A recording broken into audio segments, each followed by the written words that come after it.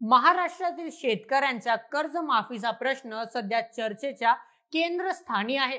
निवडणुकीच्या काळात शेतकऱ्यांना कर्जमुक्त करण्याची आश्वासने देणाऱ्या महायुती सरकारमधील नेत्यांनी आता याबाबत टोलवाटोलवी सुरू केली आहे.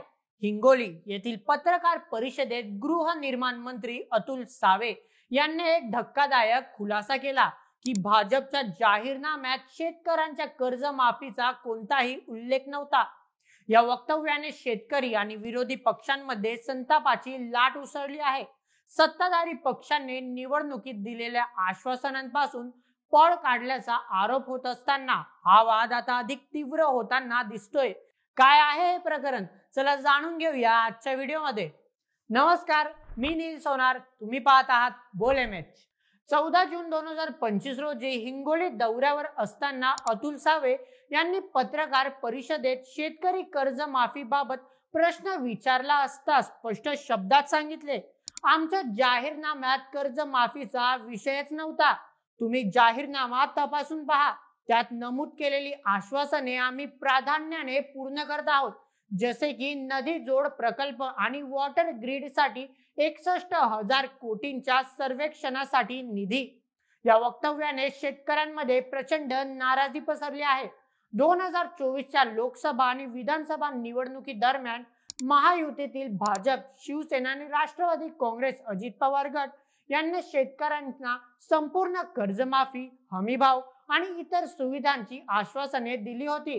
विशेषतः शेतकऱ्यांच्या कर्जमुक्तीचा मुद्दा प्रचाराचा केंद्रबिंदू होता. मात्र आता सत्तेत आल्यानंतर अतुल सावे यांनी कर्जमाफीबाबत उलटसुलट वक्तव्य करून सरकारच्या भूमिकेवर प्रश्नचिन्ह निर्माण केले आहे. शेतकऱ्यांचा संताप आणि विरोधी पक्षांचा हल्ला काय ते जाणूया. अतुल सावे यांच्या या वक्तव्यानंतर शेतकरी संघटना आणि विरोधी पक्षांनी तीव्र नाराजी व्यक्त केली.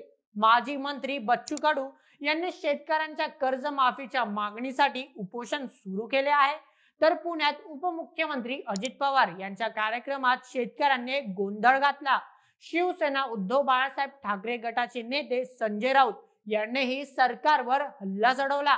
निवडणुकीत शेतकऱ्यांच्या तोंडावर आश्वासनांचा मारा करायचा आणि सत्तेत आल्यावर कानावर हात ठेवायचे, हा भाजपचा खरा चेहरा आहे, अशी टीका त्यांनी केली.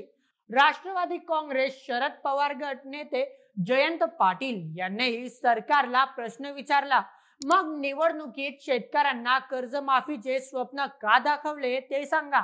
भाजपच्या 2024च्या विधानसभा निवडणुकीच्या जाहीरनाम्यात शेतकऱ्यांसाठी अनेक आश्वासने होती, ज्यात शेतमालाला हमीभाव, सौर ऊर्जा प्रकल्प आणि नदी जोड योजनांचा समावेश होता. मात्र अतुल सावे यांच्या दाव्याप्रमाणे कर्जमाफीचा थेट उल्लेख जाहीरनाम्यात आढळत नाही. यामुळे विरोधकांनी सरकारवर शेतकऱ्यांची फसवणूक केल्याचा आरोप लावला आहे.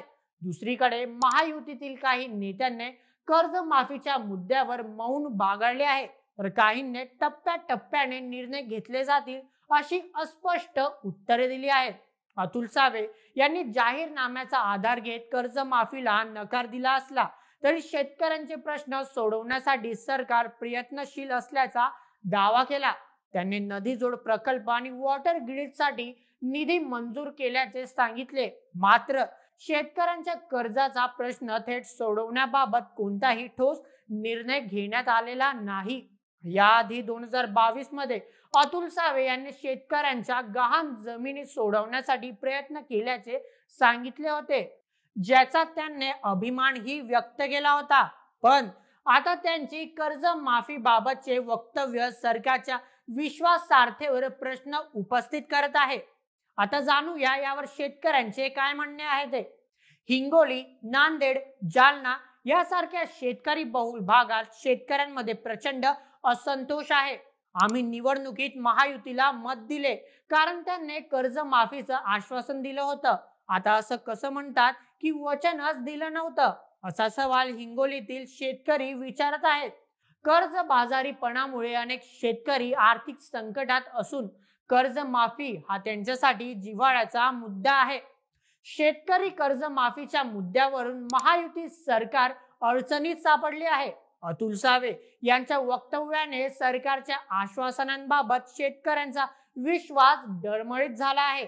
जर सरकारने तातडीने शेतकऱ्यांच्या कर्ज माफीबाबत ठोस पावले उचलली नाहीत तर हा वाद आणखी तीव्र होण्याची शक्यता आहे. शेतकऱ्यांचा रोष आणि विरोधी पक्षांचा दबाव यामुळे सरकारला आपली भूमिका स्पष्ट करावी लागेल.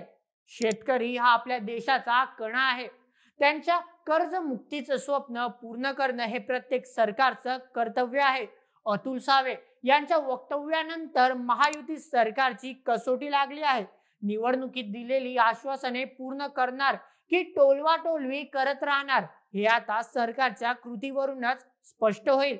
शेतकऱ्यांच्या आशा आकांक्षा पूर्ण करण्यासाठी सरकार काय पावले उचलत याकडे सगळ्यांचं लक्ष लागलेलं आहे. तुमचं काय मत आहे पूर्ण प्रकरणावर?